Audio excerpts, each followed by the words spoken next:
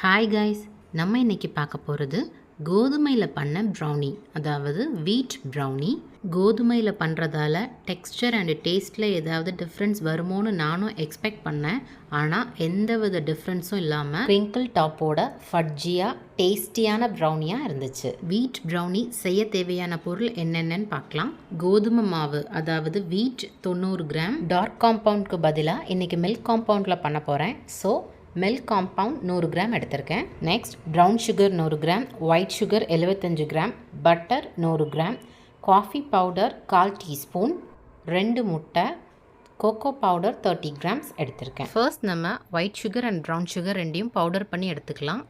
Butter and காம்பவுண்டை double boiling பண்ணுறதுக்காக காம்பவுண்டை நம்மளால் எவ்வளோ குட்டியாக கட் பண்ண முடியுமோ அவ்வளோ குட்டியாக கட் பண்ணிக்கலாம். அப்படின்னா தான் ஈஸியாக மெல்ட் ஆகும். அதுக்கு தான். நெக்ஸ்ட் பட்டரில் நம்ம இப்போ கட் பண்ணி வச்சுருக்கிற மில்க் காம்பவுண்டை ஆட் பண்ணி டபுள் பாயிலிங் பண்ணிக்கலாம். டபுள் பாயிலிங் பண்ணுறதுக்கு நம்ம எந்த பாத்திரத்தில் தண்ணி வைக்கமோ அது அந்த பாத்திரத்தில் கால்வாசி தான் தண்ணி இருக்கணும். அந்த தண்ணியும் நம்ம மேலே வைக்கிற அந்த பாத்திரமும் எந்த டச்சும் ஆகக்கூடாது. அதுக்கு ஏற்ற மாதிரி பாத்திரத்தை செலக்ட் பண்ணிக்கணும். தண்ணி இந்த அளவுக்கு கொதிக்க ஆரம்பித்ததும் நம்ம பட்டர் அண்ட் மில்க் காம்பவுண்டை இதுக்கு மேலே வச்சு மெல்ட் பண்ணிக்கலாம். ரொம்ப ஓவராக தண்ணி கொதிச்சுது அப்படின்னா நம்ம கேஸை ஆஃப் பண்ணிவிட்டு கூட மெல்ட் பண்ணிக்கலாம். பட்டர் அண்ட் மில்க் காம்பவுண்ட் ரெண்டும் அந்த ஹீட்லேயே மெல்ட் ஆயிரும். பட்டர் அண்ட் மில்க் காம்பவுண்ட் ரெண்டுமே நல்லா கம்பைன் ஆகி மெல்ட் ஆயாச்சு. இப்போ இது ஒரு ஓரத்தில் எடுத்து வச்சிடலாம். ப்ரௌனி பேட்டர் செய்ய ஸ்டார்ட் பண்ணலாம். அதுக்கு ஒரு பவுலில் ஃபஸ்ட்டு 2 எக்கு ஆட் பண்ணிக்கோங்க.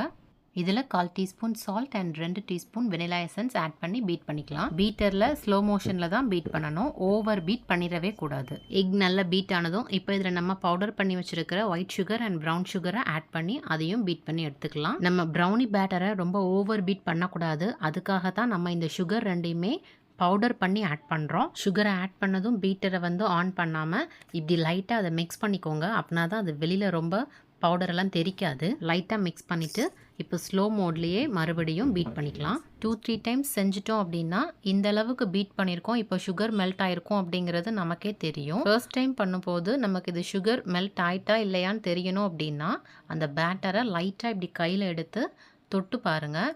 அதில் எப்படி குறுன்னு இருந்துச்சு அப்படின்னா சுகர் மெல்ட் ஆகலைன்னு அர்த்தம்.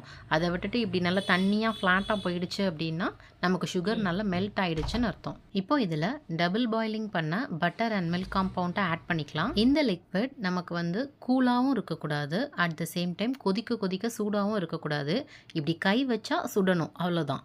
அதுக்காக ரொம்ப சுடணும் அப்படின்னு இல்லை. இப்போ இதையும் நம்ம பேட்டரில் ஆட் பண்ணி பீட் பண்ணி எடுத்துக்கலாம். இந்த லிக்விட் இப்படி கரெக்டான டெம்பரேச்சரில் இருக்கிறதுக்கு நான் ஒரு மெத்தட் ஃபாலோ பண்ணுவேன். அது என்ன அப்படின்னா, நம்ம பேட்டர் ரெடி பண்ணுறதுக்கு முன்னாடி ஃபஸ்ட்டாகவே டபுள் பாயிலிங் பண்ணிவிட்டு அதுக்கப்புறமா நான் ட்ரே ரெடி பண்ணுவேன். அந்த ட்ரே ரெடி பண்ணிவிட்டு நெக்ஸ்ட் நான் நம்ம எக் பீட் பண்ணுறது, சுகர் பீட் பண்ணுறதுலாம் இருக்குல்ல, அந்த கேப்பில் இது கரெக்டான டெம்பரேச்சருக்கு வந்துடும். Melted butter and milk compound add பண்ணதுக்கப்புறமா லைட்டாக இப்படி மிக்ஸ் பண்ணி விட்டுக்கோங்க.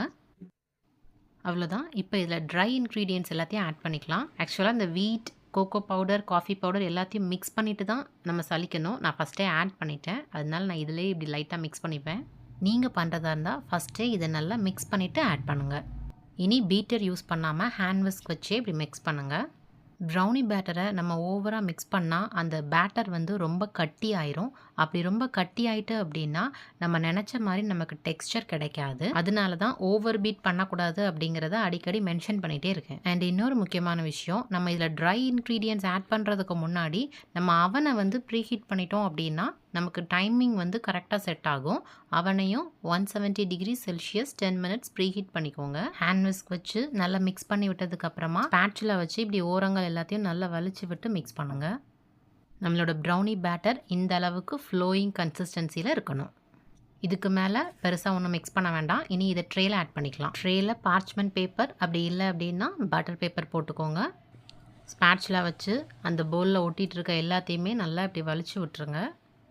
இனி ஒரு ஸ்டிக் எடுத்து இப்படி லைன் பண்ணிங்கன்னா நமக்கு அந்த ஏர் பபிள்ஸாக இருக்குல்ல, அது எல்லாமே ரிலீஸ் ஆயிரும். அவ்வளோதான், நம்மளோட பேட்டர் ரெடி. இப்போ இதை 170 டிகிரி செல்சியஸ் ப்ரீஹீட் பண்ண அவனில் 20 மினிட்ஸ் பேக் பண்ணி எடுத்துடலாம். அவன்லேருந்து எடுத்ததுமே நமக்கு க்ரிங்கிள் டாப்போடலாம் கிடைக்காது. ஃபர்ஸ்ட் பஃப்னு தான் இருக்கும். கூல் டவுன் ஆக தான் நமக்கு க்ரிங்கிள் டாப்பே ஃபார்ம் ஆக ஆரம்பிக்கும். நல்ல கூலானதுக்கு அப்புறமா தான் நம்ம இதை பீசஸ் போடணும். அதுக்கு முன்னக்கூட்டியே கட் பண்ணோம் அப்படின்னா நமக்கு உடஞ்சிரும். கூல் டவுன் ஆனதுக்கு அப்புறமா கட் பண்ணால் தான் நமக்கு ஒரு நீட்டான பீஸ் கிடைக்கும். அவ்வளோதான், நம்மளோட வீட் ப்ரௌனி தயார். இந்த ப்ரௌனியை நீங்களும் ட்ரை பண்ணி பாருங்கள். பிடிச்சிருந்தா இந்த வீடியோவை லைக் பண்ணுங்கள், கமெண்ட் பண்ணுங்கள், ஷேர் பண்ணுங்கள். என்னுடைய டெலிஷியஸ் நெல்லை குக்கிங் சேனலை சப்ஸ்கிரைப் பண்ணுங்கள். மீண்டும் ஒரு டெலிஷியஸான குக்கிங்கில் உங்களை சந்திக்கிறேன். பாய்.